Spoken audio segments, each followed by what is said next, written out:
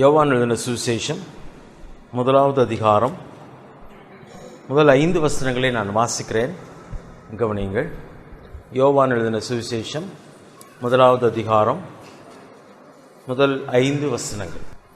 ஆதியிலே வார்த்தை இருந்தது, அந்த வார்த்தை தேவனிடத்தில் இருந்தது, அந்த வார்த்தை தேவனாயிருந்தது. அவர் ஆதியிலே தேவனோடு இருந்தார். சகலமும் அவர் மூலமாய் உண்டாயிற்று.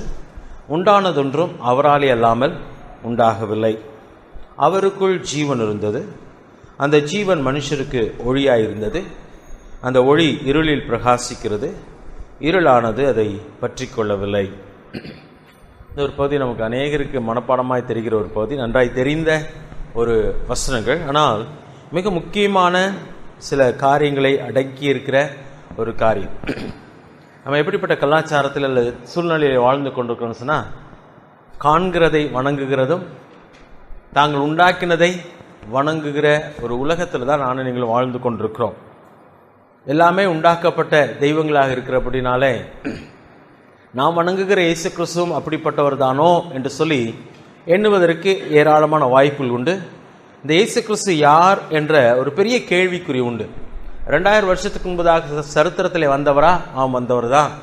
அதை கூட எல்லாரும் ஒத்துக்கொள்கிறார்கள். ஆனால் வந்த அவர் தெய்வம் தானா என்ற ஒரு பெரிய கேள்விக்குறி, இவர் யார் என்ற ஒரு கேள்விக்குறி அதிகமாய் காணப்படுகிற ஒரு உலகத்தில் தான் வாழ்ந்து கொண்டிருக்கிறோம். இன்றைக்கு இல்லை, அவர் உலகத்தில் வாழ்ந்த நாட்களிலிருந்து இன்றைக்கு வரைக்கும் ஒரு கிறிஸ்தவத்துக்கு எதிரான ஒரு பயங்கரமான ஒரு யுத்தம் என்று சொன்னால் இந்த ஒரு எல்லையிலே நடைபெறுகிற ஒரு யுத்தம் தான் ஒரு பயங்கரமான யுத்தமாக காணப்படுகிறது. அதாவது இயேசு கிறிஸ்துவானவர்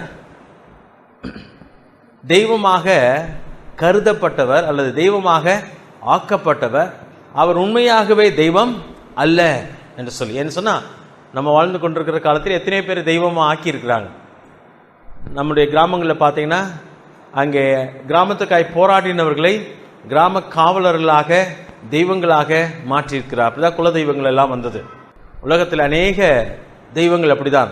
அதே போலதான் இயேசு கிறிஸ்துவும் 2000 வருஷத்துக்கு முன்பதாக அவரை பின்பற்றினவர்கள் அவரை தெய்வமாய் மாற்றி விட்டார்களோ என்று சொல்லி அநேகர் யோசித்ததும் உண்டு, அப்படியாக பேசினவர்களும் உண்டு. யோவான் தன்னுடைய சுவிசேஷத்தில் அநேக காரியங்களை அவர் வெளிப்படுத்துகிறார். இயேசு கிறிஸ்துவும் கூட தான் யார் என்பது இந்த வேத புத்தகத்தில் அதிகமாக வெளிப்படுத்துகிறார். விசேஷமாக யோவான் சுவிசேஷத்தில் பார்க்கும் பொழுது நானே அவர் என்று சொல்லி அநேக பதங்களை அவர் பயன்படுத்தி இருக்கிறார். என்னென்னலாம் உங்களுக்கு தெரியும்? நானே ஜீவ அப்பம், 7 காரியங்கள் குறிப்பிடப்பட்டிருக்கு, நமக்கு நிறைய தெரியும். நானே ஜீவ அப்பம், நானே வெளிச்சம், நானே வாசல், நானே நல்ல மேய்ப்பன், நானே உயிர்த்தெழுதல், நானே வழி, நானே திராட்சை செடி, மெய்யான திராட்சை செடி சொல்லி நானே அவர் என்று சொல்லி ஒவ்வொன்றையும் நீங்கள் வாசித்து பார்க்கும் பொழுது அவர் யார் என்பதையும் சொல்கிறார். அதோடு கூட என்னை பின்பற்றுகிறவர்கள், என்னை விசுவாசிக்கிறவர்களுக்கு என்ன கிடைக்கும் என்பதையும் அந்த பகுதியிலே சொல்லிக்கொண்டே வருகிறார். ரொம்ப அற்புதமான ஒரு காரியம். அவர் யார் என்பதை அறிந்து கொள்வதற்கு ஏதுவாக அவரே தன் வாயினாலே சொன்ன காரியங்கள். இந்த பகுதியில் நாம் வாசிக்க கேட்ட அந்த பகுதியில் யோவான் 1வது அதிகாரத்தில் யோவான் இயேசு கிறிஸ்துவானவர் யார் என்பதை மிகவும் அழகாக மிக ஆழமான காரியங்களை அங்கே வெளிப்படுத்தி இருக்கிறார். ஒருவேளை இந்த பகுதி இயேசு கிறிஸ்துவை தான் பேசுகிறது என்பதற்கு என்ன ப்ரூஃப் இருக்கு? முதல் வசனத்தை வாசிக்கிறேன் பாருங்க. ஆதியிலே வார்த்தை இருந்தது, அந்த வார்த்தை தேவனிடத்தில் இருந்தது, அந்த வார்த்தை தேவனாயிருந்தது. அவர் ஆதியிலே தேவனோடு இருந்தார். சகலமும் அவர் மூலமாய் உண்டாயிற்று. உண்டானதொன்றும் அவராலே இல்லாமல் உண்டாகவில்லை. அவருக்குள் ஜீவன் இருந்தது, அந்த ஜீவன் மனுஷனுக்கு ஒளியாயிருந்தது. இயேசு கிறிஸ்துன்ற பேர் வந்திருக்கு, அதுல வரல. ஆனா யோவான் யாரை பற்றி தான் எழுதுகிறார் சொன்னால் இயேசு கிறிஸ்துவை பற்றி தான் எழுதுகிறார். அந்த பகுதியிலே நாம் கவனமாய் கவனிப்போம் என்று சொன்னால் இந்த பகுதியிலே 14ஆம் வசனத்துக்கு வரும் பொழுது அந்த வார்த்தை மாம்சமாகி கிருபையினாலும் சத்தியத்தினாலும் நிறைந்தவராய் நமக்குள்ளே வாசம் பண்ணினா. அப்படின்னா யாரை தான் யோவான் எழுதுகிறார்? இயேசு கிறிஸ்துவை எழுதுகிறார். 18ஆம் வசனத்துக்கு வருவோம் என்று சொன்னால், தேவனை ஒருவனும் ஒரு காலம் கண்டதில்லை, பிதாவின் மடியில் இருக்கிற ஒரே பேரான குமாரனை அவரை வெளிப்படுத்தினார். அவரை பற்றி தான் அப்படி எழுதி கொண்டே வருகிறார். இன்னும் இயேசு கிறிஸ்துவை பற்றி நாம் இன்னும் தெளிவாக அறிந்து கொள்ள வேண்டும் சொன்னால், இதே யோவான் தன்னுடைய நிருபத்திலே வாசிக்கும் பொழுது அவரை வார்த்தை என்று பயன்படுத்தி இருக்கிறத நாம் அறிந்திருக்கிறோம். அதை வாசிக்கலாம். நமக்கு தெரிந்த பகுதி தான், ஆனால் கூட வாசிக்கலாம். 1 யோவான் 1வது அதிகாரம் 1 வசனம். 1 யோவான் 1வது அதிகாரம் 1 வசனம். ஆதி முதல் இருந்ததும் நாங்கள் கேட்டதும் எங்கள் கண்களினாலே கண்டதும் நாங்கள் நோக்கி பார்த்ததும் எங்கள் கைகளினாலே தொட்டதுமாயிருக்கிற ஜீவ வார்த்தையை குறித்து உங்களுக்கு அறிவிக்கிறோம். யோவான் தன் சுவிசேஷத்திலே 1 அதிகாரம் 1 வசனத்திலே பயன்படுத்திக்கிற 2 வார்த்தை எங்கே பயன்படுத்தியிருக்கிறார்? இங்கே பயன்படுத்தியிருக்கிறார். இங்கே யார் இதை பற்றி தான் பேசுகிறார்? அவர் இயேசு கிறிஸ்துவை பற்றி பேசுகிறார். என்னென்ன வார்த்தை பயன்படுத்தி இருக்கிறார்? ஆதி என்ற வார்த்தை இருக்கிறது, ஆதியிலே இருந்ததுன்னு சொல்கிறார். கடைசியில் சொல்லும் பொழுது ஜீவ வார்த்தை என்று சொல்கிறார். இயேசு கிறிஸ்துவை பற்றி தான் அவர் பேசுகிறதை நாம் நன்றாக கவனிக்க முடியும்.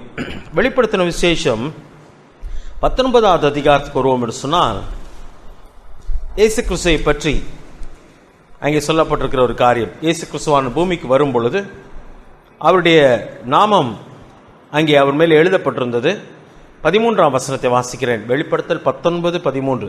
இரத்தத்தில் தோய்க்கப்பட்ட வஸ்திரத்தை தரித்திருந்தார், அவருடைய நாமம் தேவனுடைய வார்த்தை என்பதே என்று சொல்கிறார். அப்ப இயேசு கிறிஸ்துக்கு இன்னொரு பேர் என்ன? தேவனுடைய வார்த்தை என்பதாகும். அப்ப யோவான் இந்த இடத்துல அவர் எழுதுகிறது யாரை பற்றி தான் எழுதுகிறார்? இயேசு கிறிஸ்துவை பற்றி தான் எழுதுகிறார் என்பதிலே சந்தேகமில்லை. அவர் வார்த்தையாக இருக்கிறார். அப்ப இயேசு கிறிஸ்துவை பற்றி தான் இந்த பகுதி சொல்லுகிறது என்பது மிகவும் தெளிவாக தெரிகிறது. அதுல சந்தேகமில்லை. அவர் இயேசு கிறிஸ்துவை பற்றி தான் அந்த பகுதியிலே பேசுகிறார். ஆனா அவர் அந்த இயேசு கிறிஸ்து யார் என்பதை தான் இந்த பகுதியிலே நமக்கு சொல்லிக் கொடுக்கிறார். இயேசு கிறிஸ்துவை பற்றி பேசும்போது அவர் யார் என்பதை முதல் வசனத்தை வாசிக்கிறேன், நல்லா கவனிங்க. ஆதியிலே வார்த்தை இருந்தது. அந்த வார்த்தை என்ன? இயேசு கிறிஸ்துன்னு சொல்லிவிட்டேன். ஆதியிலே வார்த்தை இருந்தது என்று சொல்லப்படுது. அப்ப அந்த வார்த்தை இயேசு கிறிஸ்துவானவர் எப்பொழுது இருந்தார் என்பது சொல்லப்பட்டிருக்கு. எப்பொழுது இருந்தார்? ஆதியிலே இருந்தார். ஆதி என்று சொல்லும் பொழுது என்ன அர்த்தம் கொடுக்கலாம்? வேற எங்க ஒரு வசனம் இருக்கு ஆதின்னு சொல்லி? ஆதி ஆகமத்தில் வருகிறது. ஆதியிலே தேவன் வானத்தையும் பூமியும் சிருஷ்டித்தார். ஆதி என்று சொல்லும் பொழுது அந்த இடத்துல என்ன அர்த்தம் கொடுக்கலாம்? எப்பொழுது ஆண்டவர் வானத்தையும் பூமியும் சிருஷ்டித்தார்? காலங்கள் தோன்றுவதற்கு முன்பதாக, நேரங்கள் கணக்கிடப்படுவதற்கு முன்பதாக, எல்லாமே உருவாவதற்கு முன்பதாக தேவன் அங்கே எல்லாவற்றையும் சிருஷ்டித்தார் என்று சொல்லப்பட்டிருக்கிறது. இங்கே சொல்லும் பொழுது ஆதியிலே வார்த்தை இருந்தது என்று சொன்னால், அதே போல எல்லாவற்றுக்கு முன்பதாக அந்த வார்த்தை இருந்தது. இயேசு கிறிஸ்துவானவர் 2000 வருஷத்துக்கு முன்பதாக தோன்றினவர் அல்ல. மனிதனாக அந்த உலகத்திலே பிறந்தார் என்பது உண்மை. ஆனால் 2000 வருஷத்துக்கு முன்பதாக தோன்றினவர் அல்ல. அவர் எப்பொழுது இருந்தவர்? ஆதியில் இருந்தவர். அப்ப சிருஷ்டிப்பு ஆதியில் வந்ததா, இவர் ஆதியில் இருந்தவரா? ஒரு கேள்வி அந்த இடத்துல எழும்பலாம் இல்லையா? ஆனா 3ஆம் வசனத்தில் பார்க்கும்போது சகலமும் அவர் மூலமாய் உண்டாயிற்று. அப்ப அந்த இவர் மூலமாக உண்டானது என்றால் இவெல்லாம் உண்டாக்கப்படுவதற்கு முன்பதாகவே யார் இருந்தது? அவர் இருந்தார். அப்ப உலகம் இவருக்கு முன்பதாக உண்டாகவில்லை, உலகம் உண்டாவதற்கு முன்பதாக இவர் உண்டார். ஆனா 2 இடத்திலும் ஆதி என்ற பதம் தான் பயன்படுத்தப்பட்டிருக்கிறது. ஆதி ஆகமத்திலே ஆதியிலே தேவன் வானத்தையும் பூமியும் சிருஷ்டித்தார். இங்கே யோவான் எழுதும் பொழுதும் ஆதியிலே வார்த்தை இருந்தது, எல்லாவற்றுக்கு முன்பதாக அந்த வார்த்தை இருந்தது. அடுத்த கேள்வி எங்கே வருகிறது? அந்த வார்த்தை எங்கே இருந்தது என்று சொல்லி இல்லையா? அதுக்கு தான் பதில் சொல்கிறார், அந்த வார்த்தை தேவனிடத்தில் இருந்தது என்று சொல்லப்பட்டிருக்கிறது. உள்ள அந்த வார்த்தை நம்மளுக்கு முழுமையாக விளங்கவில்லை. வார்த்தை என்று சொல்லும் பொழுது செயல்படுத்துவதற்காக பயன்படுத்தப்படுகிற ஒரு காரியம், அல்லது அது தெய்வ ஞானமாகவும் கருதப்படுகிறதாக இருக்கிறது. ஒரு காரியத்தை தேவன் வானத்தையும் பூமி உண்டாக்கும் பொழுது எதனாலே உண்டாக்கினார்? வார்த்தையினாலே உண்டாக்குகிறார். செயல்படுத்துவதற்காக, தேவன் எந்த காரியத்தையும் செய்து முடிப்பதற்காக ஒருவர் எங்கே பயன்படுத்துகிறார்? யாரை பயன்படுத்துகிறார்? வார்த்தையை பயன்படுத்துகிறார். அங்கே ஆதியாகமத்தில் வாசிக்கும் பொழுது உண்டாக கடவுது என்று சொல்லி தம்முடைய வார்த்தையினாலே எல்லாவற்றையும் சிருஷ்டித்தார் சொல்லி வாசிக்கிறோம். நீதிமொழிகளிலே ஒரு வசனத்தை எடுக்கலாம். நீதிமொழிகள் 8வது அதிகாரம் 8வது அதிகாரத்தில் 27ஆம் வசனத்திலிருந்து நான் வாசிக்கிறேன் பாருங்க. 8வது அதிகாரம் 27 அவர் வானங்களை படைக்கையில் நான் அங்கே இருந்தேன்.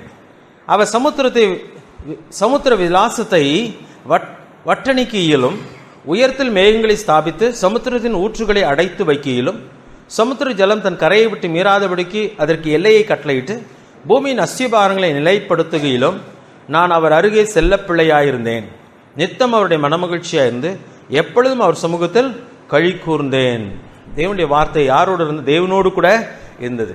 அவர் அந்த ஏஜென்ட் சொல்லி ஒருவேளை வார்த்தை கொடுத்தாலும் அடுத்த வசனத்தை நாம் படிக்கும்பொழுது, அந்த வார்த்தையினுடைய அடுத்த தொடர்ச்சியை படிக்கும் பொழுது, அது வெறும் வல்லமை அல்ல, ஒரு ஏஜென்ட் அல்ல, ஆண்டவர் உண்டாக கடவுது என்று சொல்லி வார்த்தையை பயன்படுத்துகிறார். இப்போ நான் மனசில் நினைக்கிறத உங்களுக்கு நான் பகிர்ந்து கொள்வதற்கு எதை பயன்படுத்துகிறேன்?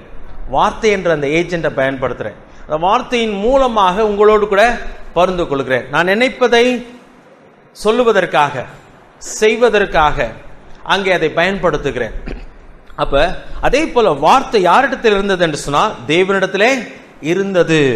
அப்ப இரண்டு காரியம் சொல்லுகிறார். முதலாவது, ஆதியிலே இருந்தது. அது எப்பொழுது இருந்தது என்று சொன்னால், அது ஆதியிலே இருந்த வார்த்தை. இயேசு கிறிஸ்துவானவர் எப்பொழுது இருந்தார் சொன்னால், அப்பொழுது அவர் ஆதியிலே இருந்தவர் என்பது மிகவும் தெளிவான, மிக முக்கியமான ஒரு காரியம். இதனால நீங்களும் அறிந்திருக்க வேண்டும். ஜனங்களுக்கு அதை நாம் சொல்லி ஆக வேண்டும். இந்த உண்மையை தான் பிசாசானவன் எப்பொழுதுமே அடிக்க விரும்புகிறான். அவர் 2000 வருஷத்துக்கு முன்பதாக தோன்றினவர் இல்லை, அவர் ஆதியிலே இருந்தவர். ஏன் அவர் ஆதியிலே இருந்தவன்றது நிரூபிக்கப்பட்டாகணும். ஏன் நீங்களும் நானும் ஒத்துக்கொண்டாக வேண்டும்? அவர் ஆதியிலே இல்லாதவர் என்று சொன்னால் யார் இல்லை? தேவன் இல்லை. தேவன் தான் ஆதியிலிருந்து இருக்கிறவராக இருக்கிறார். அதனால்தான் அவர் ஆதியில் இருந்தவர் என்பது மிக முக்கியமான ஒரு காரியம். யோவான் அதை மிக தெளிவாக சொல்கிறார். ஆதியிலே இருந்த வார்த்தை. தன் நிருபத்தில் சொல்லும் பொழுது ஆதியில் இருந்தது, ஆதி முதல் இருந்ததும் நாங்கள் கண்டதும் நாங்கள் கேட்டதும் சொல்கிறார். ஆதி முதல் இருந்தது என்பது மிக முக்கியமான ஒரு காரியம். ப்ரீ இன்கார்னேஷன், அதாவது ப்ரீ எக்ஸிஸ்டன்ஸ், முன்பதாக இந்த உலகத்தில் அவர் மனிதனாய் தோன்றுவதற்கு முன்பதாகவே அவர் இருந்தவர். ஆனால் எப்பொழுது இருந்தார்? ஆதி முதல் அவர் இருந்தவர். அதோடு கூட அவர் எங்கே இருந்தார்? தேவனிடத்தில் இருந்தார். அது மாத்திரமல்ல, தேவனிடத்தில் இருந்தது ஒரு சக்தியா? தேவன் பயன்படுத்தின அந்த வார்த்தை வெறும் சக்தியா என்று சொன்னால், அந்த வார்த்தை என்னவா இருந்ததா? தேவனாக இருந்தது. அதான் மூன்றாவது காரியமாக யோவான் அந்த வசனத்தில் சொல்கிறார். அது ஆதியில் இருந்தது, ஏற்கனவே இருந்தவர் என்று சொல்லி. அதோடு கூட அவர் எங்கே இருந்தார்? தேவனிடத்தில் இருந்தார். தேவனிடத்தில் இருந்த வெறும் சக்தியான ஒரு வார்த்தை மட்டுமா? வெறும் ஒரு சக்தியாக, ஒரு ஏஜென்ட்டாக மட்டும் இருந்தார்னு சொன்னா இல்லை. அந்த வார்த்தை எப்படியா இருந்தது? தேவனாகவே இருந்தது. அது ரொம்ப முக்கியமான ஒரு காரியம். அவர் தேவனாக இருந்தார் என்று சொல்லப்பட்டிருக்கிறது.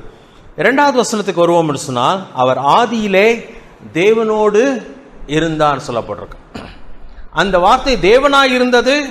அந்த அவர் ஆதியிலே தேவனோடு இருந்தார் சொல்லும் பொழுது, இருவரும் இரண்டு பேராக இருக்கிறதே அங்க நீங்க உணர முடியும். அங்க சொல்லப்படுகிற வார்த்தையில கவனிக்கும் பொழுது, இரண்டு பேரும் ஒன்றாக இருக்கவில்லை, இரண்டு பேர் ரெண்டு நபராகவும் இருக்கிறார்கள்.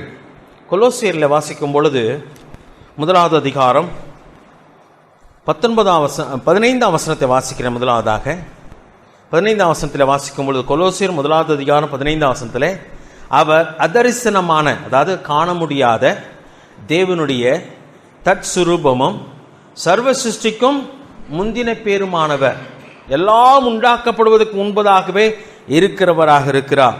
அது மாத்திரமல்ல, அங்கே 16ஆம் வசனம் சொல்கிறார், அவரை கொண்டும் அவருக்கென்றும் எல்லாமே சிருஷ்டிக்கப்பட்டதுன்னு சொல்கிறார் 16ஆம் வசனத்தில்.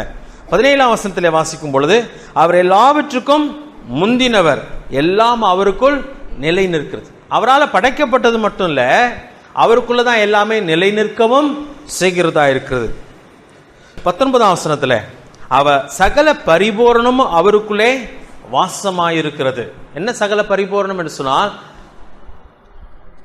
பிலிப்பியர்ல வாசிக்கிறோம், அவர் தேவனுக்கு சமமாயிருப்பதை கொள்ளையாடின பொருளாக, தேவனுக்கு சமமாயிருந்தவர். இங்கே சொல்லும்போது தற்சுரூபம், இவர் எப்படியோ அப்படியே இவராக இருக்கிறார். இவங்க இரண்டு பேரிலும் வித்தியாசம் இல்லை. இவர் தேவனோடு கூட இருந்தார் உண்மைதான், ஆனால் அவர் ஆதியிலே தேவனோடு கூட இருக்கிறார். அவங்க இரண்டு பேராக இருக்கிறார். ரெண்டு பேர் ஆனாலும் அவர் ரெண்டு பேர்ல எந்த வித்தியாசமும் இல்லை. ரொம்ப முக்கியமான ஒரு காரியம். இயேசு கிறிஸ்துவானவரை குறித்து இன்னைக்கு இருக்கிற பயங்கரமான ஒரு காரியம்னா, யெகோவாவின் சாட்சியில் சொல்றாங்க, அவர் உலகத்துக்கு வந்தது உண்மைதான், சிலுவையில மரிச்சது உண்மைதான், சிலுவையில மரிக்க வேண்டிய அவசியமா இருந்தது. இயேசுசாமி இல்லைன்னா ரட்சிப்பு இல்லை. ஆனா இயேசுசாமி யாருக்கு சமம் இல்லை? தேவனுக்கு சமம் கிடையாது. அவர் இரண்டாவது அனுப்பப்பட்ட ஒரு ஏஜென்ட். அவர் மனிதனுக்கு ரட்சிப்பை உண்டாக்குவதற்காக தேவனால் அனுப்பப்பட்ட ஒரு ஏஜென்ட். ஒரு பணியை செய்து முடிக்கும்படியாக தேவன் அனுப்பினார். ஒருவேளை இந்த வசனத்தை நீங்க கவனிச்சு வாசிங்கன்னா, முதலாவது வசனத்துல ஆதியிலே இருந்தது உண்மைதான், அந்த வார்த்தை தேவனிடத்தில் இருந்தது, ஒரு ஏஜென்ட்டை போல இருந்ததாக என்ன அங்கே வழி உண்டு. ஆனால் அது ஏஜென்ட் அல்ல, அந்த வார்த்தை என்னவாகவே இருந்தது? தேவனாகவே இருந்தது. அவர் ஆதியிலே தேவனோடு இருந்தவர். அவள் இருவரும் ஒன்றாக இருந்தவர்கள். நீதிமொழியில வாசித்தோம், அவங்க நான் அவர் அருகிலே செல்லப்பிள்ளையாக இருந்தேன். அவர் எல்லாவற்றையும் உண்டாக்கினவராக இருக்கிறார். அப்ப தேவன் அவரோடு கூட இயேசு கிறிஸ்துவான தேவனுக்கு சமமா இருக்கிறவராக இருக்கிறார். அவர் இன்னைக்கு யெகோவா சாட்சிகள் சொல்கிறார், இயேசு கிறிஸ்து என்ன இல்லை, தேவை இல்லை. இயேசு கிறிஸ்து தெய்வம் இல்லை, அவர் நமக்கு தேவை. ஆனா அவர் யார் இல்லை? தேவனுக்கு சமமானவர் அல்ல. ஏற்றுக்கொள்ளலாமா? ஏற்றுக்கொள்ளக்கூடாதா? ஏற்றுக்கொள்ள முடியாது. ஏன் ஏற்றுக்கொள்ள முடியாது? இந்த பகுதியிலும் வருகிறது, நம்ம பின்ன பார்க்கலாம். இயேசு கிறிஸ்துவானவர் தெய்வம் இல்லைன்னு சொன்னா அவர் சொல்ற, நானே வழி, என்னாலே அல்லாமல் ஒருவன் எங்க போக முடியாது? பிதாவிடத்துல போக முடியாது. நீங்க அவரை இல்லைன்னு சொல்லிட்டா, யோவான் இன்னும் தன்னுடைய நிருபத்திலே அவர் எழுதும்போது சொல்கிறார், யோவான் நிருபத்துக்கு போகலாமே, அவர் எங்கே சொல்கிறார் பாருங்க. 5வது அதிகாரம் 11வது வசனம். பின்னதாக பார்க்கணும், நான் முன்னாடி சொல்லிட்டு இருக்கேன், பரவாயில்ல. 5வது அதிகாரம் 11வது வசனம், 1 யோவான் 5:11. தேவன் நமக்கு நித்திய ஜீவனை தந்திருக்கிறார். யார் கொடுத்தது? நித்திய ஜீவனை கொடுத்தது தேவன். எந்த தேவன்? பிதாவா குமாரனா? பிதான்னு சொல்லி எடுத்துக்கொள்ளலாம். அவர் தான் கொடுத்திருக்கிறார். அந்த ஜீவன் அவருடைய குமாரனில் இருக்கிறது என்பதை அந்த சாட்சியாம். சரியா? குமாரனை உடையவன் ஜீவனை உடையவன். குமாரன், தேவனுடைய குமாரன் இல்லாதவன் ஜீவன் இல்லாதவன். அதுதான் இந்த பகுதியில் நாம் வாசிக்கிறோம். யோவான் அதை மிகவும் தெளிவாக புரிந்திருந்தார் என்பதிலே சந்தேகமில்லை. அது மிகவும் அழகாக யோவான் மூலமாக தேவன் அதை வெளிப்படுத்துகிறவராக இருக்கிறார். இப்ப ஆதியிலே இருந்த வார்த்தை, அது எப்பொழுது இருந்ததுன்னு சொல்லப்பட்டது. அதோடு கூட அந்த வார்த்தை யாரோடு கூட இருந்ததாம்? தேவனிடத்திலே இருந்தது என்று சொல்லப்பட்டிருக்கிறது. அதோடு கூட அந்த வார்த்தை ஒரு ஏஜென்ட்டாக மட்டுமல்ல, அது என்னவாக இருந்தது? தெய்வனாகவே இருந்தது. 2ஆம் வசனத்திலே வரும்பொழுது அவர் சொல்கிறார், அவர் என்ற பதம் அங்கே பயன்படுத்தப்பட்டிருக்கிறது. அவர் ஆதியிலே தேவனோடு கூட இருந்தார். தேவனும் அவரும் ஒன்றாக இருந்தார்கள், ஒன்றாக செயல்பட்டார்கள். அங்கே மிக தெளிவாக சொல்லப்பட்டிருக்கிறது. சரி, முதல் 2 வசனத்திலே இயேசு கிறிஸ்துவானவர் யார் என்பது சொல்லப்பட்டு ஆயிற்று. என்னென்னலாம் சொல்லியிருக்கிறது? அப்பொழுது அவர் எப்பொழுது இருந்தார் சொல்லப்பட்டிருக்கிறது, அவர் எங்கே இருந்தார் சொல்லப்பட்டிருக்கிறது, அவர் என்னவா இருந்தார் என்பதும் சொல்லப்பட்டிருக்கிறது. அதோடு கூட தேவனோடு கூட அவர் இருந்தார். அவர் ஆதியிலே தேவனோடு இருந்தார். ஒருவேளை முதல் வசனத்தினுடைய ஒரு மொத்த தொகுப்பாக இருக்கிறது 2வது வசனம். அவர் ஆதியிலே தேவனோடு கூட இருந்தார் என்று சொல்லி அவர் சொல்லி முடிக்கிறார். சரி, 3வது வசனமும் 3ஆம் வசனத்தில் சொல்லும் பொழுது அவர் மூலமாக என்ன செய்யப்பட்டது என்று சொல்லப்பட்டிருக்கு. சகலமும் அவர் மூலமாய் உண்டாயிற்று, உண்டானதொன்றும் அவராலே அல்லாமல் உண்டாகவில்லை. தேவன் யாரை கொண்டுதான் எல்லாவற்றையும் உண்டாக்கினார்? வார்த்தையை கொண்டு, குமாரனை கொண்டு எல்லாவற்றையும் உண்டாக்கினார். அது மிக தெளிவாக வேதத்தில் வாசிக்கிறோம். சங்கீதம் 33 இது பழைய ஏற்பாட்டில் உண்டான, புதிய ஏற்பாட்டில் உண்டான ஒரு கருத்து அல்ல. சரியா? சங்கீதம் 33 சங்கீதக்காரன் சொல்லும் பொழுது 33ஆம் சங்கீதம் 6ஆம் வசனத்தில் வாசிக்கிறேன். கர்த்தருடைய வார்த்தையினால் வானங்களும் அவருடைய வாயின் சுவாசத்தினால் அவைகளின் சர்வசேனையும் உண்டாக்கப்பட்டது. அப்ப எல்லாமே தேவன் தம்முடைய வார்த்தையினாலே உண்டாக்கினார். எல்லாமே அவராலே உண்டாக்கப்பட்டது. கொலோசியர் இப்பொழுதுதான் வாசித்தோம், அதை மறுபடியும் எடுத்துக்கொள்ளலாம். அந்த 16ஆம் வசனத்தை மட்டும் வாசிக்கலாம். கொலோசியர் 1வது அதிகாரம் 16ஆம் வசனத்தை வாசிக்கிறேன். ஏனென்றால் சகலமும் அவருக்குள் சகலமும் சிருஷ்டிக்கப்பட்டது. பரலோகத்தில் உள்ளவைகளும் பூலோகத்தில் உள்ளவைகளும் ஆகிய காணப்படுகிறவைகளும் காணப்படாதவைகளுமான சகல வஸ்துக்களும், சிங்காசனங்களானாலும் கர்த்தத்துவங்களானாலும் துரைத்தனங்களானாலும் அதிகாரங்களானாலும் சகலமும் அவரை கொண்டும் அவருக்கென்றும் சிருஷ்டிக்கப்பட்டது. அதாவது பூமியில் உள்ளதை மட்டும் தேவன் இயேசு கிறிஸ்துவை கொண்டு சிருஷ்டிக்கலை. இந்த வசனத்தை நீங்கள் கவனித்து பார்த்தீங்கன்னா எங்கே உள்ளதெல்லாம் சிருஷ்டிக்கப்பட்டிருக்கிறது? பரலோகத்துள்ளவைகளும் பூலோகத்துள்ளவைகளும், காணப்படுகிறவைகளும் காணப்படாதவைகளும், சிங்காசனங்களானாலும் கர்த்தத்துவங்கள் எல்லாமே அவரை கொண்டும் அவருக்கென்றும் சிருஷ்டிக்கப்பட்டது. இயேசு கிறிஸ்து இல்லாமல் எதுவுமே கிடையாது. அவரை கொண்டுதான் தேவன் எல்லாவற்றையும் செய்கிறார். இதே யோவான்ல 5வது அதிகாரத்துக்கு வருவோம் என்று சொன்னால் இயேசு கிறிஸ்துவை பற்றி இன்னும் மிக தெளிவாக அவர் அங்கே சொல்லுகிறதை வாசிக்கிறோம். 22ஆம் வசனம், 5வது அதிகாரம் 22ஆம் வசனத்தில், அன்றியும் பிதாவை கனம் பண்ணுகிறது போல எல்லாரும் குமாரனையும் கனம் பண்ணும்படிக்கு பிதாவானவர் தாமே ஒருவருக்கும் நியாயத்தீர்ப்பு செய்யாமல் நியாயத்தீர்ப்பு செய்யும் அதிகாரம் முழுவதையும் குமாரனுக்கு ஒப்பு கொடுத்திருக்கிறார். அப்ப சிருஷ்டிக்கப்பட்டது மட்டும் இயேசு கிறிஸ்துவால அல்ல, நியாயத்தீர்ப்பு செய்ய போகிறதும் யார்தான்? அப்ப ஆரம்பமும் அவராக இருக்கிறார், முடியும் அவராக இருக்கிறார். அதை வெளிப்படுத்தின விசேஷத்தை வாசிக்கிறோமா இல்லையா? நான் தான் அந்தமும் ஆதியும் அந்தமும் அல்பாவும் உமேகாவுமா இருக்கிறேன். அவர் தான் எல்லாவற்றையும் சிருஷ்டித்தவராக இருக்கிறார். எல்லாவற்றுக்கும் முடிவை கொண்டு வருகிறவரும் அவர் கையில் இருக்கிறது. அதை யோவான் சொல்லும்போது சொல்கிறார், பிதாவை கனம் பண்ணுகிறது போல எல்லாரும் குமாரனையும் கனம் பண்ணும்படிக்கு. பிதாவை எப்படி கனம் பண்ண வேண்டுமோ அதே போல ஈக்குவல் ரெஃபரன்ஸ் யார் கொடுத்தாகணும்? பிதா குமாரனுக்கு கொடுத்து ஆக வேண்டும். இவர் இரண்டாவது அல்ல, அவர் சமமானவராக இருக்கிறார். அப்ப முதல் 2 வசனத்தில் வாசித்தோம் அவர் யார் என்று சொல்லி. 3வது வசனத்தில் அவர் மூலமாக என்ன செய்யப்பட்டது, அவர் எல்லாவற்றுக்கும் சிருஷ்டிக்கர்த்தராக இருக்கிறார் என்பதும் அங்கே சொல்லப்பட்டிருக்கிறது. 4ஆம் வசனத்தில் 5ஆம் வசனத்துக்கு வரலாம். அவருக்குள் ஜீவன் இருந்தது, அந்த ஜீவன் மனுஷனுக்கு ஒளியாய் இருந்தது என்று சொல்கிறார். அந்த ஒளியை பற்றி 5ஆம் வசனத்தில் வாசிக்கிறோம். அந்த ஒரு ஒளி இருளிலே பிரகாசிக்கிறது, இருளானது அதை பற்றி கொள்ளவில்லை. அவருக்குள்ளே ஜீவன் இருந்தது. யாருக்குள்ளே? அந்த இயேசு கிறிஸ்துவுக்குள்ளே. அதான் யோவான் தன் நிருபத்திலே சொல்லும் பொழுது, தேவன் நமக்கு நித்திய ஜீவனை தந்திருக்கிறார், அந்த ஜீவன் அவருக்குள் இருக்கிறது, குமாரனுக்குள் இருக்கிறது என்று சொல்கிறார். அப்ப அந்த ஜீவனை பற்றி கவனிக்கும் பொழுது அந்த ஜீவன் அவருடைய குமாரனில் இருப்பதே இருக்கிறது என்பதே என்று சொல்கிறார். இங்கே அதே தான் சொல்லி வாசிக்கிறோம். அவருக்குள் ஜீவன் இருந்தது, அந்த ஜீவன் மனுஷனுக்கு ஒளியாயிருந்தது. இன்னொரு வசனம் வாசிக்கலாமா? யோவான் 5வது அதிகாரத்தில் 24வது வசனம்.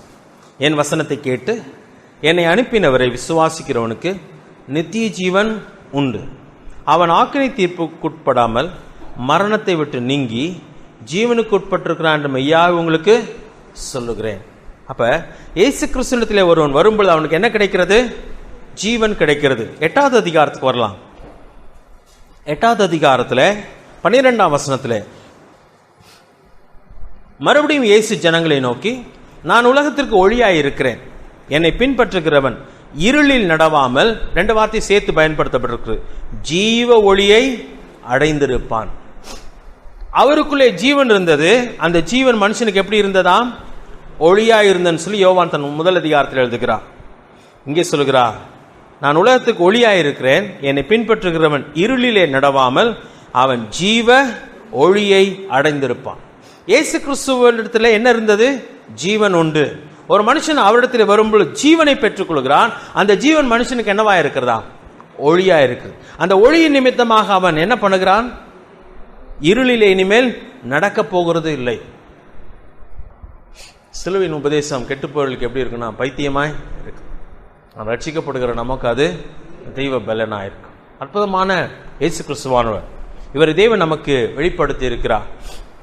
அவர் மூலமாக நமக்கு கிடைத்திருக்கிற ஒரு ஆசீர்வாதத்தை பார்க்கும் பொழுது பயங்கரமான ஒரு ஆசீர்வாதம். 5ஆம் வசனத்தை சொல்லும்போது அந்த ஒளியை பற்றி அவர் சொல்கிறார். அந்த ஒளி இருளிலே பிரகாசிக்கிறது. எல்லா ஒளியும் இருளில் பிரகாசிக்கத்தானே செய்யும். ஆனா சொல்கிறார், இருளானது அதை பற்றி கொள்வது இல்லை. இந்த ஒளியினுடைய மகத்துவம் என்னன்னு சொன்னா, இருளானது அதை என்ன பண்ணாது, பற்றி கொள்வதில்லை. இதுவும் ஒளிதான், ஆனா அது நிரந்தரமான ஒளி இல்லை. அது அணைக்கப்பட்டுவிடும், இல்லாமல் போய்விடும். சூரியனும் ஒளியை கொடுக்கிறது, ஆனா சூரியன் ஒரு நாள் என்ன பண்ணும், தன் ஒளியை கொடாது போகும். சூரியன் இருள் அடைந்து போகும், சந்திரன் தன் ஒளியை கொடாமல் போகும். ஆனால் இவருக்குள்ளே ஜீவன் இருந்தது. அந்த ஜீவன் மனுஷனுக்கு எப்படியா இருக்கிறதாம், ஒளியா இருக்கிறது. அந்த ஒளி இருளிலே பிரகாசிக்கிறதா இருக்கிறது. இருளானது அதை பற்றி கொள்வது இல்லை. இந்த ஒளியினிடத்தில் ஒரு மனுஷன் வரும் பொழுது அவன் இருளை விட்டு நீங்கி ஜீவனுக்கு உட்படுகிறான், மரணத்தை விட்டு நீங்கி ஜீவனுக்கு உட்படுகிறான். அவன் வாழ்க்கையில பெரிய மாற்றம் வருகிறது. அதான் 8வது அதிகாரத்தில் நடைபெறுகிற ஒரு அற்புதமான சம்பவமாக இருக்கிறது. 8வது அதிகாரத்தில் என்ன சம்பவம் நடந்தது, எந்த சூழ்நிலையில் ஆண்டவர் இந்த காரியத்தை சொல்லிக் கொண்டு வருகிறார் என்று சொல்லி பார்த்தால், 8வது அதிகாரத்தில் விபச்சாரத்திலே கையுமையுமாய் பிடிக்கப்பட்ட ஒரு பெண்ணை பற்றி தான் அந்த பகுதியில் வாசிக்கிறோம். 4ஆம் வசனத்திலிருந்து வாசிக்கும் பொழுது, விபச்சாரத்திலே கையுமையுமாய் பிடிக்கப்பட்ட ஒரு பெண், இருளிலே வாழ்ந்து கொண்டிருக்கிற ஒரு பெண், இப்பொழுது தண்டனைக்குரியவளாக அங்கே கொண்டு வந்து நிறுத்தப்பட்டிருக்கிறார். அவளை பிடித்தவர்கள் அவளை கொலை செய்யும்படியாக, மரணத்துக்கு ஏதுவாக அவளை கொண்டு வந்து நிறுத்தி இருக்கிறார்கள். ஆனா இயேசு கிறிஸ்து அவளை என்ன பண்ணார்னா பாதுகாக்கிறார். அவர் மட்டும்தான் அந்த இடத்துல தண்டிச்சிருக்கலாம். ஆனா அவர் என்ன சொல்லுகிறார் சொன்னா, 11ஆம் வசனத்துல, இல்லை ஆண்டவரே, இயேசு அவளை நோக்கி, நானும் உன்னை ஆக்கினைக்குள்ளாக தீர்க்கிறதில்லை, நீ இப்போ இனி பாவம் செய்யாதே. ஆண்டவர் நம்மை நியாயம் தீர்க்கும்படியாக இந்த உலகத்தில் வராமல் நம்மை ரட்சிக்கும்படியாக வந்தேன்னு சொல்கிறார். அதுதான் அங்கே அவர் செய்து காண்பிக்கிறார். இந்த உலகத்திலே நம்மை வந்து நியாயம் தீர்க்கும்படியாக வராமல் ரட்சிக்கும்படியாக வந்தவர் நம்மிடத்தில் பார்த்து சொல்கிறார், இனி நீ போ, இனி பாவம் செய்யாது. அவளோட வாழ்க்கை எப்படி இருந்திருக்குன்னு நினைக்கிறேன். அதுக்கப்புறம் மரணத்தை விட்டு நீங்கி ஜீவனுக்கு உட்பட்டிருக்கிறார் சொல்லி ஆண்டவர் சொல்கிறார். 5வது அதிகாரத்தில் வாசிக்கிறோம், என் வசனத்தை கேட்ட என்னை அனுப்பினவரை விசுவாசிக்கிறவனுக்கு. ஆண்டவரிடத்தில் ஒருவன் வரும் பொழுது அவன் மரணத்தை விட்டு நீங்க, லிட்டரலா அது நடக்கிற அந்த பெண்ணுக்கு அந்த கூட்டம் அப்படியே காத்து கொண்டிருக்கிறது அவளை கல்லறிவதற்கு. அவங்க சாக வேண்டும், சட்டம் அப்படிதான் சொல்லுகிறது. ஆண்டவர் மட்டும் அந்த இடத்துல நியாயப்பிரமாணம் என்ன சொல்லுதோ அதன்படி செய்யுங்கன்னு சொல்லியிருந்தா ஆண்டவர் மேலேயும் ஒரு குற்றமும் வந்திருக்காது. ஜனங்கள் என்ன பண்ணியிருப்பாங்க, கொன்னுட்டு போயிருப்பாங்க, கல்லறிஞ்சிட்டு போயிருப்பாங்க. ஆனால் ஆண்டவர் அங்கே தடுக்கிறார். ஆண்டவர் அங்கே அவளை நியாயம் திருத்திருக்க முடியும். ஆனால் அவர் சொல்கிறார், நானும் உன்னை நியாயம் திருக்கிறது இல்லை, போய் நீ பாவம் செய்யாதுன்னு சொன்ன பொழுது அவள் வாழ்க்கையில் அந்த சூழ்நிலையில் தான் அவர் சொல்கிறார், நான் உலகத்திற்கு ஒளியாயிருக்கிறேன், என்னை பின்பற்றுகிறேன், இருளிலே நடவாமல் ஜீவ ஒளியை அடைந்திருப்பான். அவன் வாழ்க்கையில் ஒரு பெரிய வெளிச்சம் வீசுகிறது. உண்மையா சொல்லப்போனால் உங்கள் வாழ்க்கை என் வாழ்க்கை நடந்தது தான்.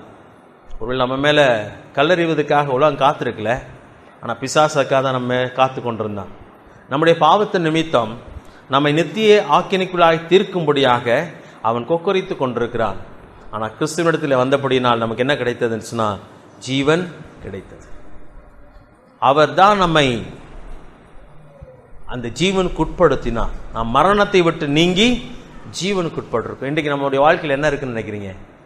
ஜீவ ஒளியை அடைந்திருக்கிறோம். அந்த ஒளியை இந்த உலகத்தோடு கூட முடிந்து போகிற ஒன்றல்ல, அது ஜீவ ஒளியாக இருக்கிறது. நித்திய ஜீவன் வரைக்கும் நீடிக்கிற அது ஒளியா இருக்கு. மங்கி போகிற ஒன்றல்ல. சொல்லப்போனால் அது என்ன ஆகும், பிரகாசித்துக் கொண்டே இருக்கிறது. நம்முடைய வாழ்க்கை இன்னும் பிரகாசிப்பிக்கிறதாக இருக்கிறது. வேறு விதத்தில் அவர் சொல்லும்போது சொல்லுகிறார், ஒரு தாகமாய் இருக்கிற இடத்துல வரக்கடவன் அவன் இடத்துல விசுவாசம் வைக்கும் பொழுது அவனுக்குள்ளிருந்து ஜீவ ஊற்று புறப்படும். அது நித்திய ஜீவ காலமாய் ஊறுகிற ஊற்றாக இருக்கும். அவனை அங்கே அந்த நீரூற்று அவனுக்குள்ளே உண்டாகிறது. அது அவனுக்கு திருப்தியை கொடுக்கிறது. அது மாத்திரமல்ல, அவனுக்குள்ளே நித்திய ஜீவ காலம் ஊறுகிற ஒரு ஊற்று. அதுதான் இயேசு கிறிஸ்து நமக்கு கிடைக்கிற ஒரு அற்புதமான ஆசீர்வாதம். 1வது அதிகாரத்துக்கு வரலாம். அதை தான் அங்கே ஆண்டவர் சொல்கிறார். யோவான் எழுதும் பொழுது அவருக்குள் ஜீவன் இருந்தது. எல்லாருக்குள்ளேயும் ஜீவன் தான் இருந்துச்சு சொல்லலாம். அந்த ஜீவன் ஆனால் யாருக்கு வெளியா இருந்தது? மனுஷனுக்கு ஒளியா இருந்தது. அந்த ஒளி இருளிலே பிரகாசிக்கிறது. எல்லா ஒளியும் இருளிலே பிரகாசிக்க தானே செய்யும். ஆனா இந்த வெளிச்சம் மட்டும் இருளானது அதை பற்றி கொள்ளவே முடியாது. நமக்குள்ளே உண்மையான ஒளி பிரகாசித்து விடும் என்று சொன்னான். மறுபடியுமா பிசாசு நம்மை மேற்கொள்ள முடியுமா என்று சொன்னா இல்லை. நம்மை நரகத்தை அவன் கொண்டு போக முடியுமா? முடியாது. யாரும் கிறிஸ்துவின் அன்பை விட்டு நம்மை பிரிக்க முடியாது. அவருக்குள்ளே முழுமையான பாதுகாப்பை நானும் நீங்களும் அனுபவிக்கிறவர்களாக இருக்கிறோம். சரி, 6வது வசனம், 7வது வசனம், 8வது வசனத்தில் யோவானை பற்றி சொல்கிறார். அதை பற்றி நான் இந்த வாரத்தில் பேச போகிறதில்லை. 10வது வசனம், 9வது வசனத்துக்கு வரலாம். உலகத்திலே வந்து அந்த ஒளியை பற்றி தான் மறுபடியும் பேசுகிறார். உலகத்திலே வந்து எந்த மனுஷனையும் பிரகாசிப்பிக்கிற ஒளியே அந்த மெய்யான ஒளி. இந்த ஒளியினுடைய மற்றொரு அற்புதமான ஒரு காரியம் என்ன சொன்னா, எந்த மனுஷனையும் பிரகாசிப்பிக்கிற ஒளி. அது மேல அந்த ஒளியை பற்றி என்ன சொல்லப்பட்டிருக்கிறது?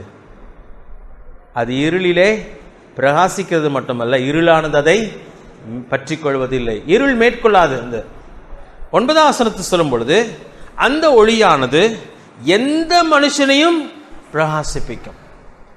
யார் அவரிடத்திலே வந்தாலும், எப்பேற்பட்ட இருளிலே அவன் இருந்தாலும் பிரகாசிக்கும். இந்த வெளிச்சத்தை கொண்டு போய் வெயில் அடிக்கிற நேரத்தில் வெளியே போட்டால் அது எப்படி இருக்கும்?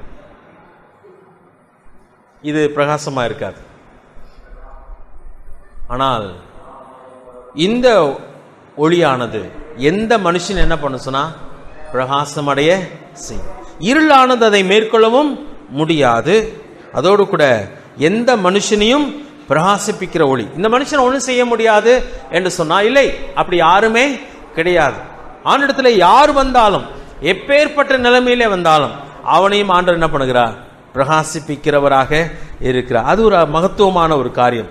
அந்த ஒளியே, பிரகாசிப்பிக்கிற ஒளியே அந்த மெய்யான ஒளியாக இருக்கிறது.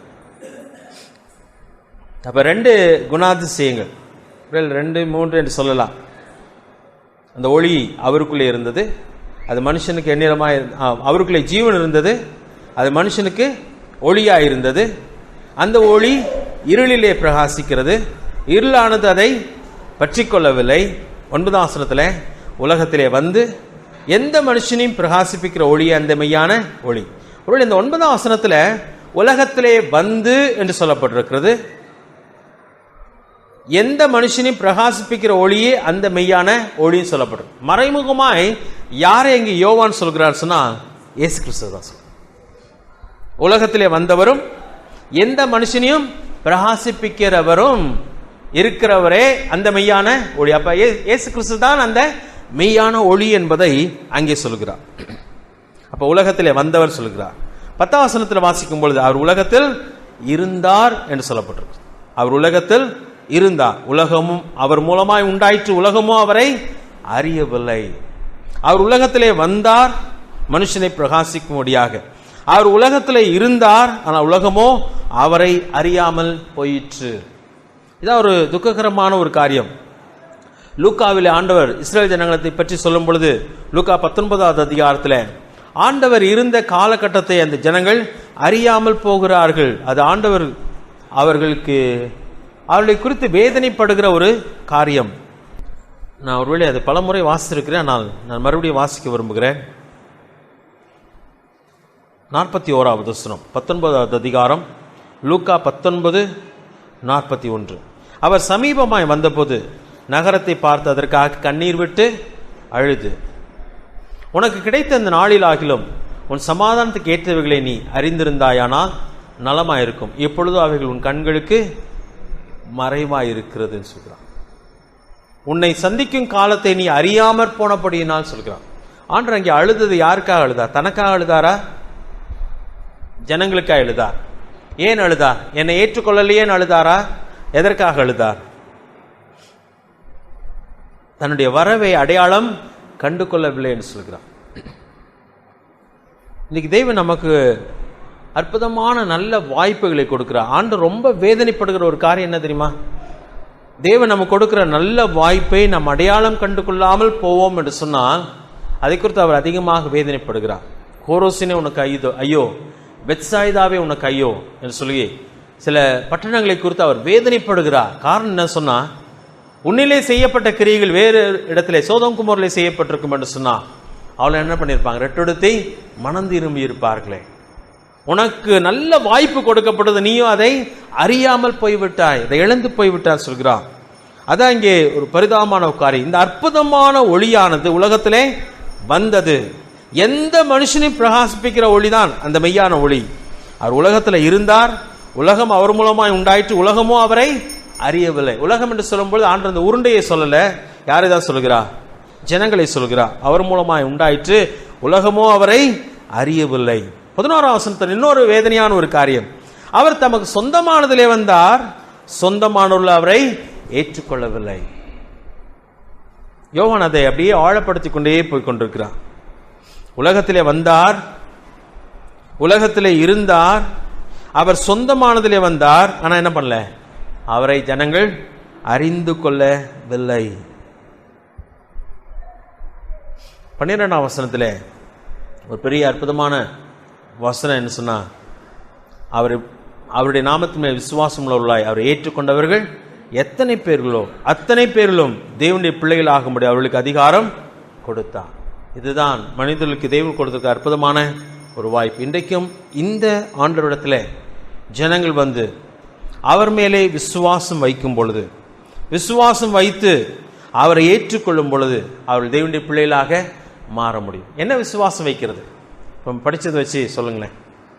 என்ன விசுவாசம் வைக்க வேண்டும்? அவர்தான் ஆதியிலே இருந்தவர், அவர் தேவனாக இருக்கிறவர், அவர் மூலமாய் சகலமும் உண்டாயிற்று, அவருக்குள்ள என்ன உண்டு, ஜீவன் உண்டு. அந்த ஜீவன் மனுஷனுக்கு எப்படியா இருக்கிறது, ஒளியா இருக்கிறது. அந்த ஒளியானது மனுஷன் என்ன பண்ணுகிறது, பிரகாசிப்பிக்கிறதாக இருக்கிறது. அதாவது அவனுக்கு ஜீவனை அதாவது நித்திய ஜீவனை கொடுக்கிற ஜீவ ஒளியை உடையவனாக மாற்றுகிறது. வேறொரு வார்த்தை சொன்னா அவனை மரணத்தை விட்டு நீங்கி ஜீவனுக்கு உட்படுத்துகிறது அந்த ஒளியானது. அதை அவன் விசுவாசிக்கும் பொழுது, சரியா? விசுவாசம் சொன்னா இன்னைக்கு நிறைய பேர், நீங்க இப்போ வீட்டுக்கெல்லாம் போய் நிறைய பேர் பார்த்தீங்கன்னா அவங்க என்ன சொல்லுவாங்க, நாங்களே ஏசாமியே நம்புறோம் அப்படி சொல்றாங்க.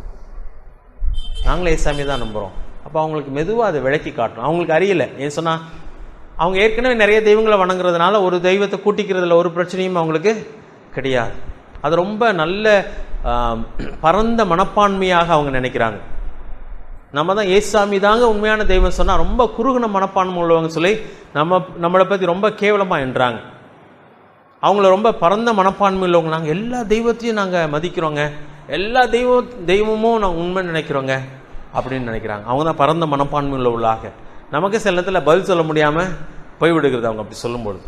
ஆனால் அதை மெதுவாக அவங்க எடுத்து சொல்லணும். அப்போ இந்த ஒரு காரியத்தில் இயேசு கிறிஸ்துவானவர் யார் என்பதை ஒருவன் விசுவாசிக்க வேண்டும். ரொம்ப கஷ்டமான ஒரு காரியம்.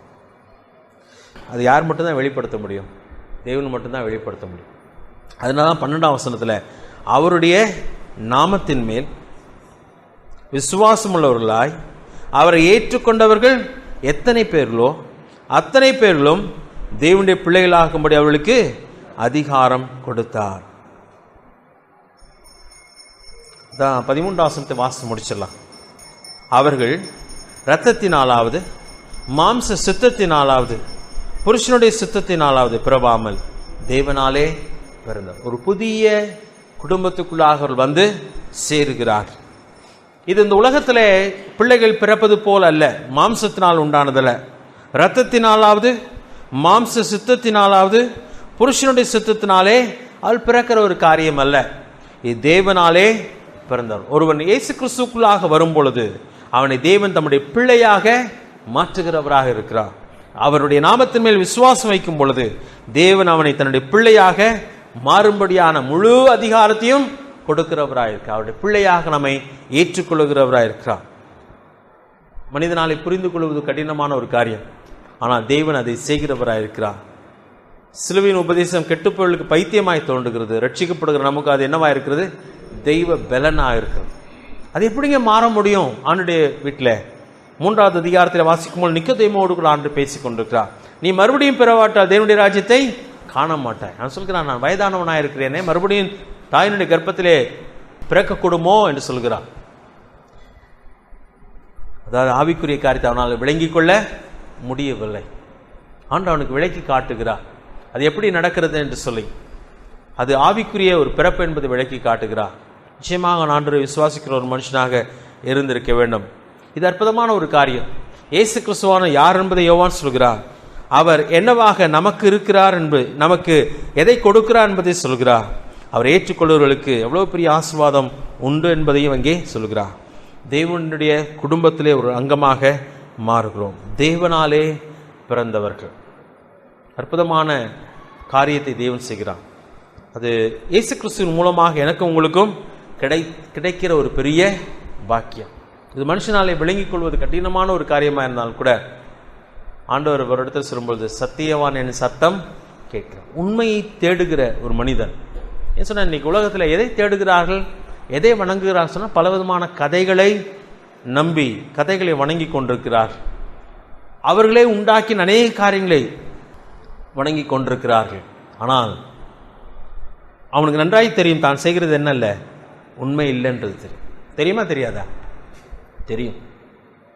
அதில் சிலர் சத்தியத்தை தேடுகிறார்கள். ஆண்டு சொல்கிறார் சத்தியவான் என் சத்தத்தை கேட்கிறான். அப்படி தேடுகிற மனிதர்கள் ஆண்டிடத்திலே வருவார்கள். அதில் சந்தேகமே கிடையாது. காதுள்ளவன் கேட்க கடன் சொல்கிறான். இந்த சத்தியத்தை தேடி ஆண்டிடத்தில் வருகிற மனுஷன் நிச்சயமாக ஆண்டிடத்தில் வந்து சேர முடியும். உங்களுடைய என்னுடைய வேலை என்னன்னு சொன்னால் இந்த சத்தியத்தை அவர்களுக்கு நம்ம விளக்கி காட்ட வேண்டும். இயேசு கிறிஸ்துவானவர் யார் என்பதையும் அவர் என்னவாக இருக்கிறார் என்பதையும் நமக்கு அவர் மூலமாக என்ன கிடைக்கிறது என்பதை விளக்கி காட்டும் பொழுது ஆண்டவர்கள் இருதயத்தின் கதவை திறக்கிறவராக இருக்கிறார். ஜெபசிவோம். கண்களை மூடலாம். நானும் நீங்களும் ஞானிகளாக இருக்கிறபடினால இந்த சத்தியத்தை விளங்கிக் கொள்ளவில்லை. தேவன் தான் இதை நமக்கு விளக்கி காட்டினார். நானும் நீங்களும் ஒரு வகையிலே சத்தியவான்கள் என்று சொல்லக்கூட இடமில்லை. சத்தியத்தை தேடினவர்களும் அல்ல. ஆனாலும் கூட கர்த்தர் நம்முடைய கண்களை திறந்திருக்கிறார். நம்ம ஆண்டவருக்கு நன்றி செலுத்த வேண்டும். இன்றைக்கு கூட இந்த சத்தியங்களை நமக்கு இன்னும் முழுமையாய் புரியவில்லை. இருந்தாலும் கூட இந்த சத்தியத்துக்குள்ளே நம்மை கொண்டு வந்து விட்டார். நன்றி உள்ளவர்களாக இருக்கிறோமா? நம்ம ஆண்டவர்கிட்ட கேட்க வேண்டிய காரியம், ஆண்டவரே நீர் யார் என்பதை நாங்கள் புரிந்து கொள்வது மட்டுமல்ல, மற்றவர்களுக்கு அதை எடுத்து சொல்ல எங்களுக்கு கிருபை தாரும் என்று சொல்லி கேட்டால் நிச்சயமாக ஆண்டவர் நமக்கு உதவி செய்வார். மற்ற மதத்தை பற்றி நாம் பேச வேண்டிய அவசியம் இல்லை.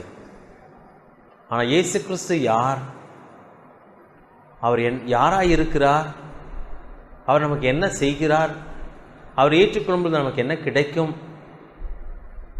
நாம் எப்படி தேவனுடைய பிள்ளைகளாக முடியும், எப்படி நாம் நித்திய ஜீவ ஒளியை அடைந்து கொள்ள முடியும் என்று சொல்லி விளக்கி காட்ட முடியும் என்று சொன்னார். அதுதான் மனிதனுக்கு நித்திய ஜீவனை கொண்டு வர முடியும். மற்ற மதங்கள் பொய் என்று சொல்லுகிறதுனாலே மனிதன் எரிச்சல் அடைவான். ஆனால் இயேசு கிறிஸ்து ஜீவ ஒளியாக இருக்கிறான்னு சொன்னான். ஆனாலே மறுக்க முடியாது. இயேசு கிறிஸ்து யார் என்று சொல்லி யோவான் மிக அழகாக அந்த பகுதியிலே சொல்லியிருக்கிறார். எங்களை நேசிக்க நல்ல ஆண்டவரே, இந்த வார்த்தைகளுக்காக நடிச்சுக்கிறோம். நீர் எங்களுக்கு கொடுத்திருக்கிற நித்திய ஜீவ வார்த்தைகளுக்காக நடிச்சுக்கிறோம். நீர் யார் என்பதை இந்த பகுதியில் பார்க்கிறோம். நீர் மனிதனுக்கு என்னவா இருக்கிறீர் என்று சொல்லி பார்க்கிறோம். உம்மை ஏற்றுக்கொள்ளும் பொழுது நாங்கள் எப்படி உம்முடைய பிள்ளைகளாக மாற்றப்படுகிறோம் என்று சொல்லி பார்க்கிறோம். நீர் உலகத்திலே வந்திருந்தோம், நீர் உலகத்தில் இருந்தோம், நீர் உமக்கு சொந்தமானதிலே வந்தோம். ஜனங்களை உம்மை ஏற்றுக்கொள்ளவில்லை. அதுதான் இன்றைக்கு இந்த உலகத்தில் காண்கிற காரியம். ஆனாலும் உம்முடைய நாமத்தின் மேல் விசுவாசம் வைத்து உம்மை ஏற்றுக்கொள்கிறவர்கள் எத்தனை பேருள்ள அத்தனை பேர்களும் தேவனுடைய பிள்ளைகளாகும்படி நீர் அதிகாரம் கொடுத்து விட்டீரே, அதற்காக நடிச்சுக்கிறோம். இன்றைக்கு யாரும் இடத்துல வந்தாலும் அவர்கள் தேவனுடைய பிள்ளைகளாக முடியும் என்று சொல்லி ஒரு பெரிய வாக்கு எங்களுக்கு கொடுக்கப்பட்டிருக்கிறதே, ஒரு திறந்த வாசல் எங்களுக்கு கொடுக்கப்பட்டிருக்கிறதே, அதற்காக நடிச்சுக்கிறோம். இந்த காரியத்துக்குள்ளாக நீர் யார் என்பதை புரிந்து உம்மை ஏற்றுக்கொள்ளும்படியாக நாங்கள் ஜனங்களை வழி நடத்தக்கூடிய ஞானத்தை எங்களுக்கு தார். நாங்கள் புரிந்து கொண்டு மற்றவங்களுக்கு அதை விளக்கி காட்ட கிருபை தார். ஆசீர்வதி.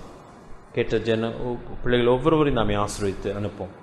உம்முடைய கிருபையினால் எங்களை தாங்கியவர்களும் எல்லாவற்றையும் மீட்பு ரட்சகருமாக்கி இயேசு கிறிஸ்துவின் நாமத்தில் கேட்கும் நல்ல பிதாவே, ஆமென்.